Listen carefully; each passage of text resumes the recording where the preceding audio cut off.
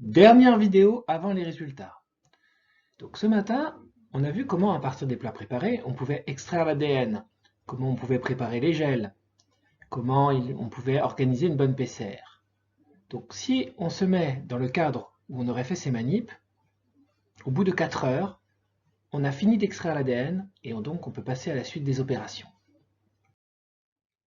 La suite des opérations après l'extraction de l'ADN, c'est de préparer les tubes PCR, de les préparer, de mettre tout ce qu'il faut, ce qu'on a vu, TAC polymérase, etc., pour pouvoir lancer la PCR. Bien sûr, avant, il faut contrôler la qualité de l'extraction. On avait dit que normalement, il faut le faire avant, même si souvent on le fait après pour des raisons de temps. C'est mieux de le faire avant pour voir si ça vaut la peine de continuer la PCR. Alors, voyons comment contrôler la qualité de l'extraction.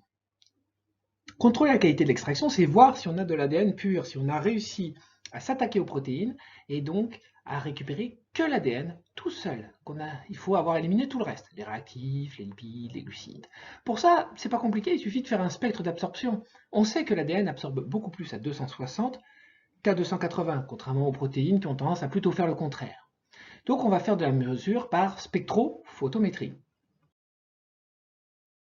Mesure en spectrophotométrie, ça consiste à voir la part de lumière qui est absorbée par le liquide. Alors, on est dans le domaine de l'ultraviolet, donc ça ne se voit pas à l'œil nu, mais on va pouvoir mesurer l'absorbance à 260 et 280. On va mesurer deux paramètres. On va mesurer le rapport de l'absorbance à 260 sur 280. Ce rapport doit être entre 1,8 et 2. S'il est en dessous d'1,8, on considère qu'il y a une contamination protéique. C'est assez fréquent, il ne faut pas qu'il y ait trop de protéines. S'il y a trop de protéines, ça ne pourra pas marcher, on ne pourra pas faire la PCR, voire il n'y aura que des protéines, donc là, il n'y a rien à espérer. Si on est au-dessus de 2, c'est plutôt un scénario rare, c'est qu'on peut avoir une contamination par les réactifs qu'on a utilisés lors de l'extraction, ou alors une contamination par de l'ARN, ce qui est très peu probable parce que l'ARN a tendance à se détruire de lui-même.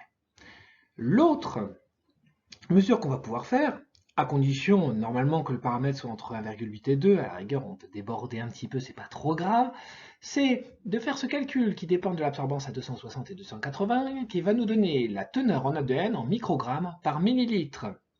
Bien sûr, si on a dilué dans de l'eau avant de mettre dans la cuve, il faut faire attention de tenir compte du facteur de dilution. Si on a mis par exemple, c'est ce que vous verrez dans le protocole, 800 microlitres d'eau et 200 microlitres d'éluat d'ADN, on a dilué d'un certain facteur, il va falloir tenir compte de ce facteur de dilution. Pensez, lorsque vous ferez l'interprétation, à tenir compte de ce facteur dans vos calculs et à montrer que vous en avez tenu compte. Remarque importante, vous allez faire des mesures à 260-280, mais vous savez qu'il existe différents types de cuves, plastique, verre, quartz, et différents types de volumes, macro-cuve, micro-cuve. Il faut donc bien savoir que vous n'auriez pas pu utiliser n'importe quelle cuve. Là, on utilise des petits volumes, donc on utilise des microcuves. On fait des mesures dans l'ultraviolet, en dessous de 400 nanomètres, allez, en dessous, c'est une fourchette, hein, ça peut être en dessous de 350, à la rigueur ça peut passer sur les valeurs proches de 400. Mais en dessous, en tout cas, de 350, on est dans les petites longueurs d'onde de l'ultraviolet, donc on doit utiliser du quartz. Pour ces mesures, on utilisera donc des microcuves en quartz. Réellement, on n'aurait pas utilisé des microcuves en quartz. Il existe des polymères qui ont des comportements équivalents au quartz, on aurait donc pu utiliser des microcuves jetables dans des polymères spéciaux qui laissent passer UV, l'équivalent du quartz. Une fois qu'on a contrôlé la qualité de l'extraction, on voit qu'elle est bonne, on peut, pour de bon, lancer la PCR. Pour faire la PCR, c'est bien marqué, il faut préparer les tubes PCR, c'est-à-dire il faut mettre de l'ADN dedans, des amorces et du mix PCR. Donc, on prend un extrait de l'ADN qu'on a purifié le matin même, on le met dans un tube PCR, vous voyez, c'est tout petit tube qui ressemble à des épins d'orge mais qui contiennent que 200 microlitres. On rajoute le mix PCR qui contient TAC polymérase, magnésium, nucléotides. Et on rajoute bien sûr les deux amorces dans des quantités dont il faut tenir bien compte. Il faut que ce soit bien précis. Et normalement, c'est la moitié de mix PCR vu qu'on utilise un kit spécial qui est déjà concentré 2 fois. Il faut le diluer au demi lorsqu'on le mélange avec le reste. À partir de là, on met le petit tube dans ce qu'on appelle un thermocycleur et il va faire varier une trentaine de fois la température, 94, 60, 72 et ainsi de suite, plusieurs fois de suite. Au bout de 45 minutes, la PCR est faite.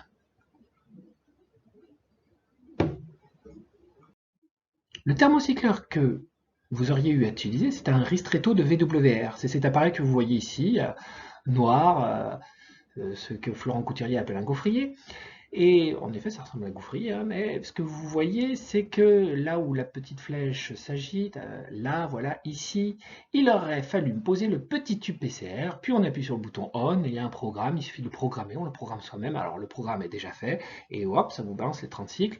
Au bout de 45 minutes, une petite sonnerie, il n'y a plus qu'à récupérer le tube. Alors bien sûr, n'oubliez pas qu'on a 6 extraits. On a extrait de l'ADN de porc, qu'on a amplifié, de bœuf, de poulet, ça c'est le témoin positif. Et puis on a extrait 3 fois de l'ADN d'un échantillon de plat préparé, sur lequel on a pour tester une amplification du bœuf sur l'un, du porc sur l'autre, du poulet sur l'autre, pour voir si on réussit à amplifier. Normalement, si c'est par exemple un extrait de viande de bœuf, on ne devrait réussir l'amplification que pour le bœuf. L'amplification poulet-porc ne devrait pas marcher, sauf s'il y a eu fraude et qu'un industriel a glissé un petit peu de viande de porc et de poulet, parce que c'est moins cher, et que dans ce cas, ça vaut le coup de mettre ces viandes-là qui coûtent beaucoup moins cher que le bœuf. Quand la PCR est faite, eh bien on passe tout de suite à l'étape suivante. Et l'étape suivante, c'est l'électrophorèse. Il faut préparer les gels. Rappelez-vous les gels, on les a moulés ce matin, on les a coulés dans des boîtes, mais il faut les mettre dans le dispositif où passera le courant, le dispositif d'électrophorèse. Il faut aussi préparer les échantillons. Il faut préparer ces échantillons pour mélanger ce qu'il faut pour qu'ils migrent au mieux et dans les conditions adéquates. Donc on va voir comment on prépare tout ça. Pour préparer tout ça, le matin, lorsqu'on a coulé le gel, on l'a coulé dans un espèce de moule, ce que l'on voit en gris ici. Le gel, ici, figure en bleu clair, et comme je vous l'ai dit, on a planté un peigne, c'est-à-dire, ça ressemble vraiment à un peigne, quelque chose qui s'est planté dedans, et comme ça, on a moulé des petits trous.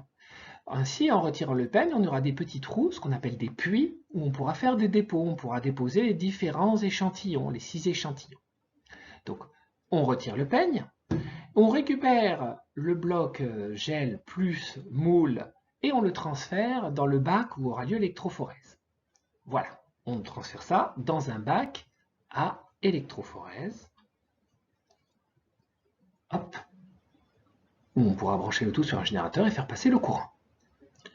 Bien sûr, on fait ici un gel en sous-marin. Ça veut dire qu'on doit le recouvrir de ce qu'on appelle un tampon de migration. Un tampon de migration, c'est ce dont j'ai parlé ce matin, TBE ou TAE. Ici, on utilise du TBE.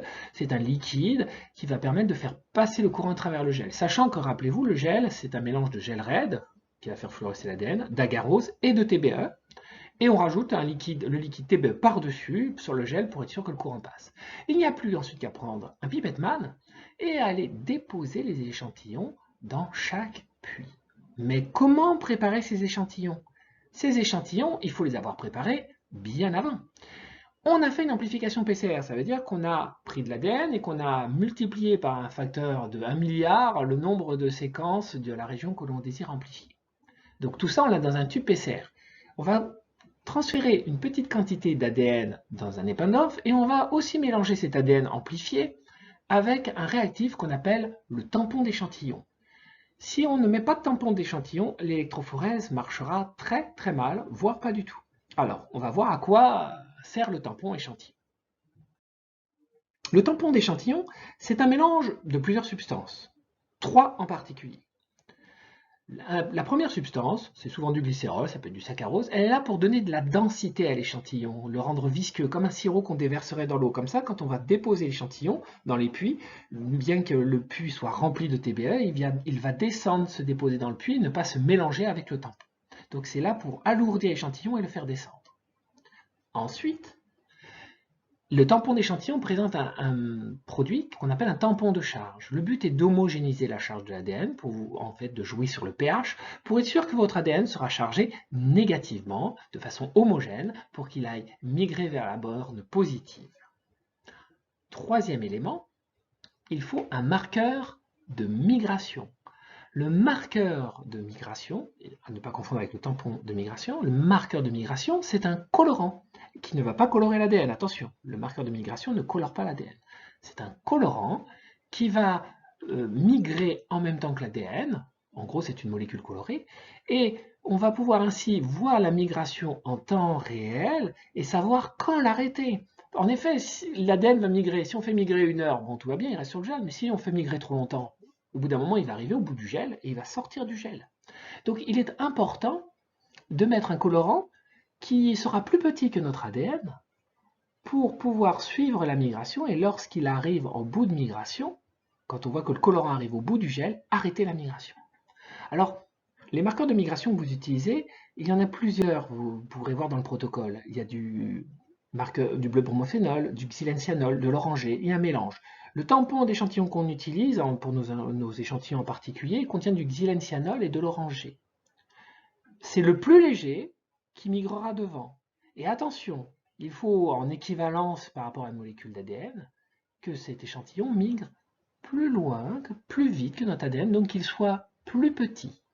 Donc, si c'est l'oranger qui est plus petit, c'est lui qui migrera devant et notre amplicon sera juste derrière. Quand l'oranger arrivera au bout du gel, il faudra vite arrêter la migration avant que l'ADN ne sorte du gel. Une fois qu'on a préparé ces échantillons, donc avec le tampon d'échantillon qui contient donc ce tampon de charge, ce marqueur de migration, cet agent de densité, on peut enfin déposer les échantillons sur le gel et lancer l'électrophorèse. L'électrophorèse durant approximativement 1h30, ça dépend du courant qu'on utilise, il y a plein de paramètres qui jouent.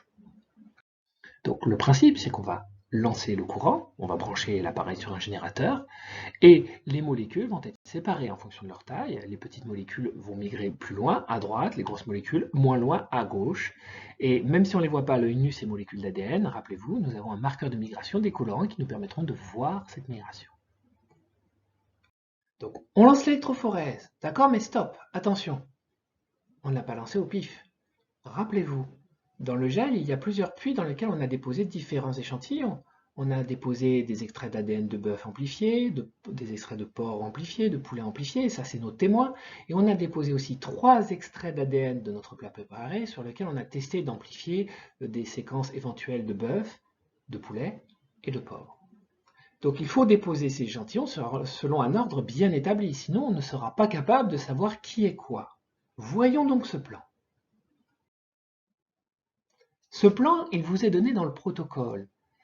On a déposé les 3 témoins à gauche. Vous voyez, il y a 12 puits. Donc sur les 3 premiers puits, on a déposé SS Suscrofa, le porc, Gallus gallus, le poulet, Bostorus, le bœuf. Puis on a laissé un puits vide et on a mis quelque chose dans un puits qui a été marqué M. Vous voyez ici, c'est le marqueur de taille. Vous savez, ce marqueur de taille, c'est ce qui permet de se faire une idée de la taille des molécules. Donc ce marqueur de taille, je vais revenir dessus. Pour ce qu'on note sur les puits de droite, c'est qu'on a laissé à chaque fois un puits vide, l'échantillon sur lequel on a testé une amplification de l'ADN de porc, un puits vide, le même échantillon sur lequel on a fait une amplification de l'ADN de poulet, s'il y en a, un puits vide, et idem pour le bœuf. Je reviens sur le marqueur de taille. Qu'est-ce que c'est qu'un marqueur de taille? Un marqueur de taille, c'est un mélange d'ADN de taille différente. Ça présente donc des molécules dont on connaît parfaitement la taille. Ces tailles vous sont données dans le protocole. Il peut y en avoir certains de 50 paires de bases, 100 jusqu'à 2000, et ainsi de suite. Il faut bien connaître la taille de l'amplicon pour savoir où va se positionner notre amplicon par rapport à ces différentes molécules. Il faut aussi vérifier que c'est bien de l'ADN double brin. On ne peut pas faire un marqueur de taille qui contienne des protéines si c'est pour comparer avec de l'ADN. Donc nous, on a un amplicon qui est de l'ADN double brin. Notre marqueur de taille, c'est aussi de l'ADN double brin. Vous avez 11 marqueurs dedans de tailles différentes. Vous devez être capable de savoir exactement comment se positionneront les amplicons de bœuf, poulet et porc par rapport à ces marqueurs. Si votre amplicon fait par exemple, je donne un exemple, 200 paires de bases, tous les marqueurs supérieurs à 200 paires de bases migreront moins loin. Et tous les marqueurs plus petits migreront plus loin. Donc, pensez à bien définir un marqueur de taille ainsi. Ça donne une idée de la taille, c'est sa fonction, mais c'est aussi un mélange de molécules de taille différentes. Alors du coup, j'ai utilisé plein de termes. J'ai utilisé les termes de tampon de migration, tampon échantillon, tampon de charge, marqueur de migration, marqueur de taille. Il ne faut pas confondre tous ces termes. Le tampon de migration, c'est le TBE, c'est ce qui permet de faire passer le courant électrique. Le tampon d'échantillon, rappelez-vous, c'est le mélange qu'on a ajouté à l'ADN avant de le déposer sur l'électrophorèse. Et il contient d'ailleurs le tampon de charge qui permet d'homogénéiser la charge de l'ADN. Et il contient aussi le marqueur de migration, ce colorant qui nous permet de suivre la migration et de l'arrêter avant que l'ADN sorte du gel. Et puis le marqueur de taille, lui, il est complètement à part. C'est un mélange d'ADN qu'on a déposé en plus de nos échantillons. Alors ça y est, l'électrophorèse peut se lancer. Le matin, on avait moulé des gels dans des boîtes que vous voyez à gauche. On avait mis des peignes. Alors là, on avait pris un peigne à 12 puits. Ici, vous avez des exemples avec des peignes à 5 puits. Et ensuite, on avait pu lancer l'électrophorèse. C'est la photo que vous voyez à droite. Alors c'est une photo qui a été réellement prise en TP. Vous voyez, les gels ont été déposés dans ce récipient sur ce bloc à gauche. Et à droite, on voit qu'on a réglé la durée, le courant électrique, etc. Dans cette photo, la migration se fait vers le bas. Et ce n'est pas le même plan de dépôt que pour le TP que vous avez aujourd'hui, mais on voit les différents échantillons. Les échantillons normaux, ceux extraits de plats préparés ou de témoins positifs, ils ont deux marqueurs de migration en termes de couleur. Ils ont de l'orangé et du xylencianol, bleu clair et orange. Le marqueur de taille qui a été déposé, je vous laisse voir la colonne, il contient lui deux marqueurs de migration bleus, le bleu de bromophénol et le xylencianol. Ça vous permet de vous faire une idée dans quel ordre ça va migrer et de mettre ça en relation avec la taille, puisqu'on voit qu'un des colorants parmi les trois cités va plus vite vers le bas, et ça dès le début de la migration. L'électrophorèse faite, on ouvre le boîtier, on a bien sûr éteint le générateur, il a sonné, il nous a prévenu. Il n'y a plus qu'à faire la révélation. Donc allons-y pour cette révélation qui doit donner lieu à une interprétation des résultats. La révélation, c'est très simple. Il suffit de prendre le boîtier avec le gel, l'espèce de moule avec le gel, de l'incliner, le gel tombe sur cette plaque, on rabat le couvercle par-dessus qui est là pour nous protéger du rayonnement ultraviolet, on se place dans le noir, on allume l'appareil, on amplifie le rayonnement ultraviolet, il va passer à travers le gel. Au contact du gel raide contenu dans le gel, et s'il y a de l'ADN, on va avoir une fluorescence de l'ADN qui se met en place de couleur orange-rouge. Et donc si on est dans le noir, on va voir apparaître des résultats comme ça. Alors ça, c'est une véritable photo qui a été prise en TP. On voit sur cette photo différentes choses. D'abord, à gauche, on a déposé des témoins ce jour-là, c'était du porc pur. Donc là, vous avez le témoin porc pur à gauche, la migration s'est en fait vers le bas. À droite, nous avons un échantillon testé. On voit d'ailleurs une bande très lumineuse, cette bande lumineuse, c'est l'amplicon. Vous voyez, dans le témoin porc pur, on voit l'amplicon qui est apparu, et on retrouve ce même amplicon, c'est-à-dire cette région qui a été amplifiée d'une certaine taille donnée un très grand nombre de fois, d'où le fait que ce soit très lumineux, on le retrouve chez l'échantillon testé. Donc l'échantillon contenait du porc. Au milieu, ça n'avait pas très bien migré, c'est le marqueur de taille. Les plus grosses molécules ont une intensité lumineuse supérieure, forcément parce qu'elles contiennent plus de nucléotides, donc elles ont un meilleur marquage que les plus petites molécules. Il aurait fallu faire un marqueur de taille où plus les molécules étaient petites, plus elles étaient nombreuses pour compenser. C'est pour ça qu'on ne voit pas très bien les 11 bandes du marqueur de taille. Ici, vous voyez des reflets orangés. On ne les voit pas qu'ici, on les voit à peu près dans chaque échantillon, sauf le marqueur de taille. Ce sont des fonds diffus d'ADN non amplifiés. Et oui, on a amplifié une région, mais il y a aussi tous les autres chromosomes, l'ADN mitochondrial, toutes ces choses-là qui n'ont pas été amplifiées et qui se retrouvent quand même déposées sur le gel. Donc ça va donner une couleur orange, une espèce de smear, mais très discret, où on aura toutes les molécules séparées. Mais ce qui est bien, c'est que les amplicons, eux, comme ils sont en 1 milliard d'exemplaires supplémentaires, on va les voir très bien et sans difficulté. Donc maintenant, vous avez vous le plan de dépôt dans votre protocole, c'est pas celui-ci. Vous allez avoir des scénarios qui vous sont donnés sur le site internet. Il existe 8 scénarios différents, peut-être que j'en aurai rajouté d'ici là. Et à chaque équipe, je vais donner un scénario. Vous allez avoir les résultats d'extraction de l'ADN, les résultats que ça a donné en termes d'électrophorèse. À vous d'interpréter ces résultats d'extraction, de les mettre en relation avec l'électrophorèse pour essayer de comprendre si ça a marché, s'il y a eu une fraude, présence de poulet, ou si ça a dysfonctionné. Peut-être que si ça a dysfonctionné, c'est peut-être qu'il y avait une contamination de protéines, avec des protéines, peut-être qu'il n'y avait pas assez d'ADN, et pour ça, il va falloir faire des calculs, analyser les rapports A260 sur 280, etc. Je reste bien sûr ouvert à vos questions. Maintenant, il reste à compléter donc les parties 3 et 4 du travail. Ça va être les premières parties. La partie 3, ça va être de finir de mettre le protocole en bande dessinée pour bien vous l'approprier. La partie 4, c'est de dessiner le gel, à quoi il devrait ressembler selon un scénario. À vous d'apprendre à anticiper les résultats. Quand vous aurez fait cet exercice, eh bien, vous allez avoir une évaluation individuelle de vos connaissances, toutes les connaissances acquises sur le TP, donc l'ensemble des vidéos est à maîtriser. À partir de là, vous allez avoir une auto-évaluation, il suffit de voir le programme. Et puis enfin, à 16 heures, je vous donne le scénario des résultats que vous avez interprétés et vous aurez 1 heure pour interpréter ces résultats par 3 ou 4. C'est à vous.